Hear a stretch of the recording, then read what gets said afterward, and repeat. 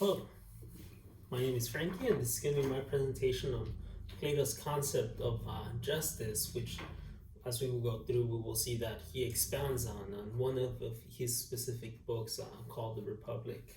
To start off, I want to give an overview of the presentation for today. Pardon the setup; it's kind of like a pseudo setup, not a real setup.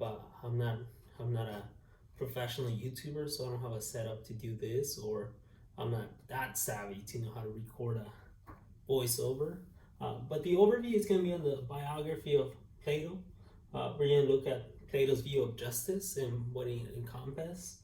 We're going to see the biblical worldview of justice. What do Christians believe? What does the Bible say about justice?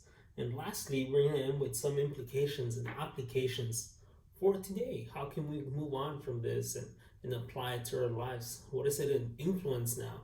How does it affect us right now, today, and tomorrow? Well, to start off, the picture didn't show, but that was a beautiful picture of Plato. Well, that brings us to who was Plato? Plato was born in 428 BCE, before Common Era, and he died in 349 BCE.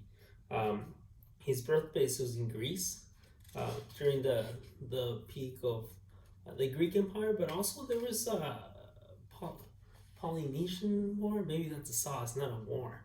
But around those words, there was this war going on. There was a lot of turmoil, a lot of uncertainty of governance in the Greek Empire, and how they could survive.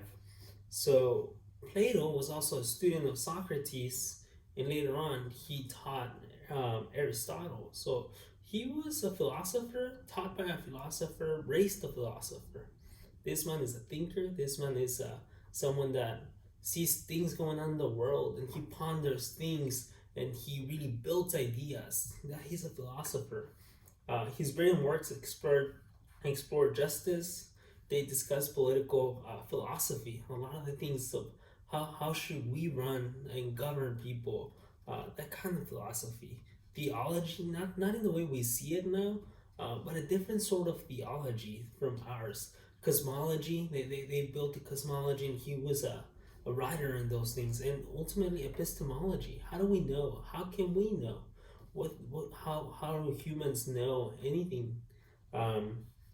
Plato also founded an academy in Athens in the latter half of his life, and it was one of the first institutions of higher learning in the Western world. Um, his early writings, most of them, it was him in dialogue. Plato really attempted to convey the teachings of Socrates, his teacher. He really tried to write them out and convey his ideas, the ideas of his teacher. And lastly, the Republic, not his last work, but the one we're going to focus the most to really get at the concept of justice. And here is where he expounds that in his own voice. The central idea is justice, courage, wisdom, moderation, all these virtues that Plato sees in the person as virtues that someone has to have, the individual, and ultimately as a society. That's why it's called the Republic, because all these virtues play out in the Republic, in the nation, in the state, in how people are governed and how they're to behave. So that's a little overview and bio of Aristotle, who he's not a question mark, although we don't know how he looks, so maybe let's get a question mark.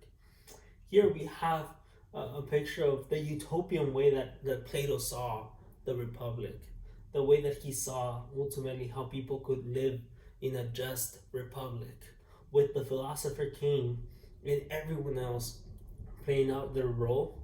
We see Lady Justice, and this is a goddess in Greek mythology that reflects justice, and it's fascinating to see that she has her eyes covered, holding this balance and a sword. Interesting things to consider when we think of justice and this goddess. Each of those things have a meaning, and ultimately they still affect the way we have government in our country. When you see the Department of Justice, it will be represented by a gavel, but also that balance of weighing, of seeing the balance between weights. And ultimately, this is the Peloponnesian Wars. I think that's how it's pronounced. You might also see this and think of other Greek writings of mythologies, epics, but ultimately that was the turmoil in which Plato was born, but also in the way he was raised and the things that affected his thinking and development of these ideas. Because of all these wars, he wanted to know how can we have a republic that is run with justice, the philosopher king, that utopian view of society. Plato's justice, what is it? Plato viewed justice, it came as a response to the sophist view, which is kind of like similar but limited to the benefit it brought to society. It was more of um, not as a virtue or a characteristic of the individual, it was more contained within society, not really as something that a person has as a characteristic or portrays, but something that is in the fabric of society, but not in the individual. Is in the community, but not in the individual level. Um, Justice was the pinnacle of excellence, and attitude. It was the fulfillment of an individual's responsibilities in Plato's view, not the sophist. He saw it as something that's what people should aspire to be just. That's the pinnacle attitude. That's the excellence of a person being a person. Justice, according to Plato, is a property of the person. It is a virtue of the person, the human mind or the soul. That's more or less what as we read, we see that people um, right? That Plato, that's where he viewed justice coming from the mind, the soul, from the person, wherever those things are hidden. And justice is a byproduct of the other three cardinal virtues, which he expounds on, which are wisdom, courage, and temperance. So these three causing and produce that just person, that last virtue. All these three are the cause justice to be in a person, the property of the person, the human mind or the soul, as we said, binds a community intact. If the classes of society, if everyone does their role according to wherever they were given, whatever trait, and they uphold virtues in society, the society automatically will have a state of justice. If everyone just does their part, we will have a just society, a just nation, a just republic. The utopian republic in Plato's mind was to be led by a philosopher king, as we said. That was his view of justice. It was something within the individual for the betterment of the republic. And he goes in the republic to kind of like try and find what is justice and discussing, well, when someone does wrong, we see injustice and really develops this as he is seeing things and and kind of like trying to build up the idea of justice from what he is observing. He's really that kind of philosopher, building up his thinking through what he observes. Kind of sort of ties out with epistemology. How does he know? He's knowing through his observance, through his experiences, he comes to know those things. And ultimately, if we know more of him, he writes on the idea of the forms. Everything that is because there is something outside of this realm and outside in the realm of the forms. Everything portrays something that is in the realm of the forms. We really don't learn new things, but we actually remember what the realm of the forms that we have forgotten. So we're not learning, we're actually remembering what we're supposed to know.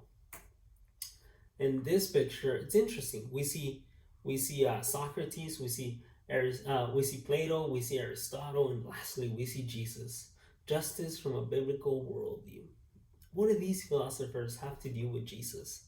Why is Jesus in the conversation? Well, I believe all these three figures, these three philosophers, were aiming at something. They're really trying to understand justice, these ideas of the individual, but ultimately they were not the philosopher king that Plato portrayed to be the leader. Ultimately, we will see that in Jesus, who ultimately he is the incarnate God. He is coming from God, and he is God himself. And from that, in my opinion, he is maybe the true only one that's the philosopher king that can be just, because he himself is just. So in that, we also can learn from the biblical perspective that we have from the Bible, the idea of justice, and how from creation we're given this image of God. We're creating his image of God, Imago Dei. And this is what adds value and really adds dignity to humans. And out of that, it is that we are to be just. There's this concept of justice born out of that creation, that we were not created like other things or other beings, such as animals or things like trees and the stars in the skies. We were created with the image of God. We were made in His image, and ultimately to reflect that justice that He Himself is. Um, so man, since the fall, have continued to redefine justice according to their personal view of right and wrong or good and evil. Since the fall, we have started and continue to redefine justice in our own eyes instead of going back to what God has says is just and how He has called us to behave justly. We see this in stories over and over in Abraham's story, in Jacob, in Isaac, in Joseph. We see it over and again with the judges. We see it in the times of Israel being exiled, of them coming back, of Habakkuk writing to them, of Micah. They're really mistreating the less fortunate, the poor, and they're really not upholding what God has given them in their own theocracy to care for the needy, to care for the less fortunate, you know. They have really taken justice out of the picture, how God intended them to behave in the way that He gave them justice. Um, this injustice towards vulnerable is a theme carried throughout the Bible to show how men were failing to live up to the standard of righteousness and justice. Lastly, righteousness is in regards to rightful treatment in relation to others, made in the image of God. Justice is seen as retribution for wrong done, and also restoring those who are vulnerable. So these two words are big words that you can take and do a word study throughout the Bible. Righteousness and justice are themes of God's own justice and really Him teaching us that epistemology. How do we know? Because He's telling us through His own word, revealing it to us, that we can understand the concept, not in the forms, but in God Himself coming. He has given us this Imago Dei, but He has also given us His word to tell us what these things mean and where do they come from? From Him. How do we portray Him? By obeying the way that He tells us to treat others, to see others, the way that we see them, not just for what they portray, but by what God has made them to reflect, which is His image. Um, Next, I like this verse in Micah 6, 7, and 9. 7 to 9, and it says, does the Lord take pleasure in thousands of rams, in 10,000s of rivers of oil? Verse 8 says, he has told you, mortal one, what is good, and what does the Lord require of you, but to do justice, to love kindness, and to walk humbly with your God.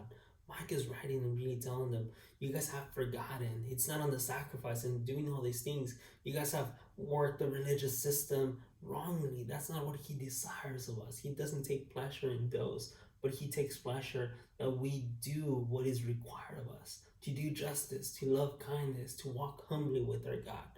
Act in those things.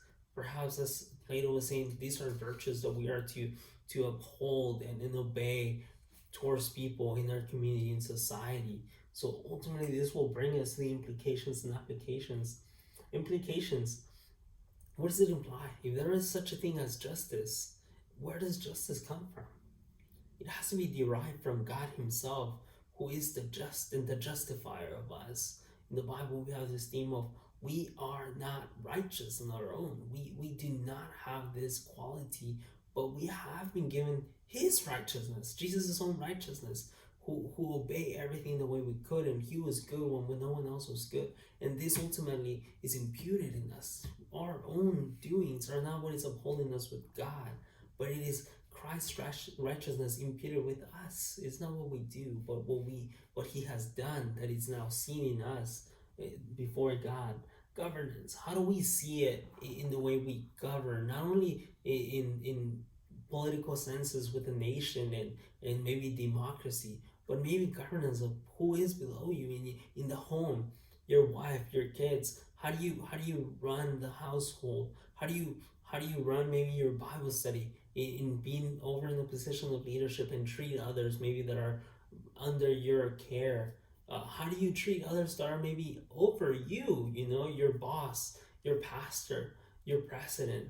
How do we carry this sense of justice? How do we think of them? Do we think of them made in the image of God?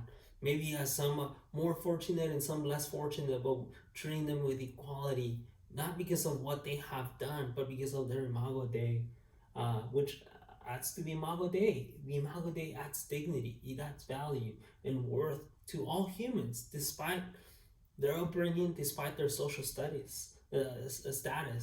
Lastly, act just to all without partiality. I think that's, for me, the most important part. How do we apply this? Do we think of justice, but we are partial with our justice? We then take it into our own eyes and our own mind and reason and say, well, I can be just in these situations. But instead, let's think, what does the Bible call us to be just towards? How does He tell us to love our enemies,